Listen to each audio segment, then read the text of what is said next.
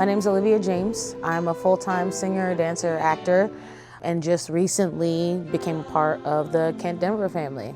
So this is my second school year. This is the second Martin Luther King assembly that I've done.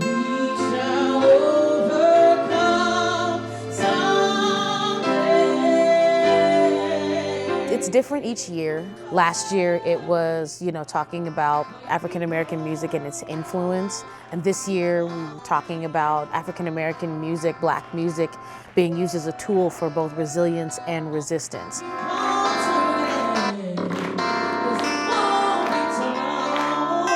Black history is American history. And if it's left out of the curriculum, then we're missing a big piece of the puzzle. I think it is incredibly imperative to understand the fabric of American society is built largely upon the fabric of the Black American society. In order to make sure that our kids are learning a full, well-rounded education, it's important for them to understand these influences and where they come from. Last year, the assembly, I was giving them the origins of some of their favorite songs and tracing them back to the roots of where they came from each time. And it was cool to listen to some of the kids talk about how they were like, I would have never known that. Happy birthday to you. Sing it. Happy birthday. Learning about those origins and about Black history helps you to understand where the world is today.